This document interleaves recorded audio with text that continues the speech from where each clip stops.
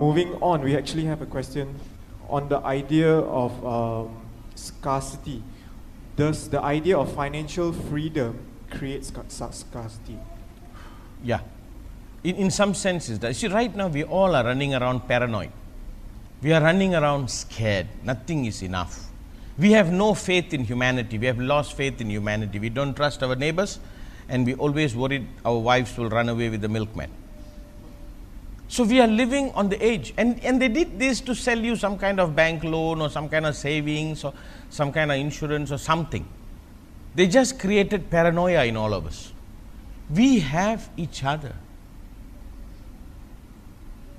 We forgot that, Our greatest investment is the friendship we make, the people we are with. But we are running scared. So the only God we have is money. We rely on money. And the more we rely on money, we don't have relationships in this life. Like the question, is the scarcity has made us, again? Does the idea of financial freedom create scarcity? No, it's the misunderstanding of the word freedom. The misunderstanding of the word freedom means to celebrate my laziness, my mood, my ego is what has created the nonsense. We misunderstand freedom. Freedom is, I have the right to live out my responsibility. The freedom is, I have the right to die serving my love. Freedom is, I have the right to choose to celebrate this life. But we sometimes misplace our idea. That is how the whole thing went wrong. Absolutely everything went wrong. I tell you this. The day the world starts relying on each other, we form trust bond. We start having faith in the land we live in. We start having faith in the government we select, that they will do right by us. We have trust in humanity again. We would always make money our God. Most people live in a land, spill their blood on it, still are uncertain of it. It is strange. But this is the work we need to do in order to make this world whole again. Loyalty has to be established. That is why I created the mytrian.com. Mytrian.com is an old idea revived in which we become a community again. We start leaning on each other. Creators coming together to co-create. We build each other's reputation. We build we build on each other's ability. So the mytrian.com is an effort to recreate a community, a society in which we will not be abused. We have a question from the live audience here. Question is, how do we distinguish between the truth of I am enough / I have enough and it being used as an excuse to be lazy? Can I rephrase this? I am enough / I have enough versus using it as an excuse to be lazy. How do we distinguish the two?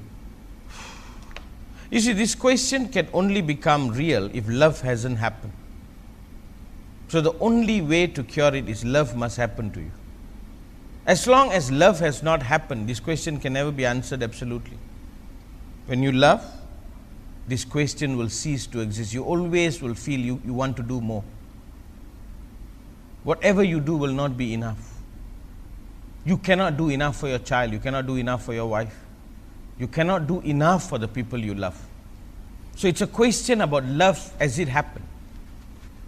To me, money equals to my capacity to celebrate my love.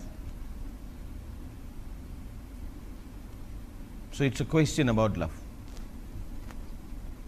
This is probably repeating itself. Is financial mastery the same thing as financial freedom? Okay. Financial freedom can be looked upon it this way. When I have enough money to fulfill all my basic responsibility, now I can move forth to play a bigger role beyond myself. You see, first is I need to look after myself. I have enough money to look after myself, my family, my children. Now, I have the freedom.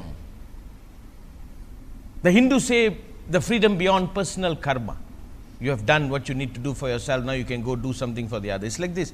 When I started meditating a long time ago, I didn't have the money to meditate, so to say. So one of the first things I had to do is look for money in which I can spend great deal of time to meditate.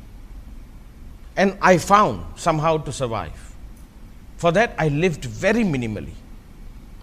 And why I could afford to do that? In some sense, I freed myself of financial burden. When you live broke, you are quite freed of financial burden. Still, financial freedom. And what did I do that for? So I can do something bigger than just for myself, which is what the whole pursuit was. Another sense, all my students who come to meditate with me, I insist they become first responsible. First, they must come to some degree of financial freedom. Only then they can come and do something more, which is the world of self-realization, enlightenment and all that. So you must understand, financial mastery is a must. First, one must learn to look after oneself. And for this, I am suggesting in this entire discussion, your view upon taking care of yourself has to be absolutely right. You must take great pride in your dignity to be self-sovereign. Then financial mastery would be understood.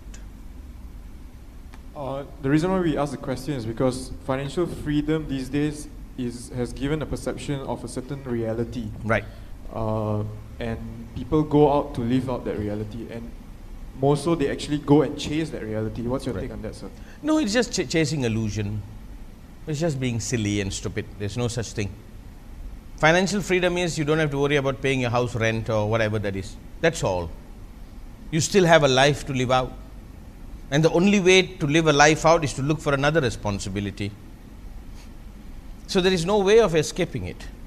It's just that people will sell you any idea to sell you something. That's it. They will sell you all kinds of ideas, and once you buy it, you perpetuate the disease that is already chronic right now.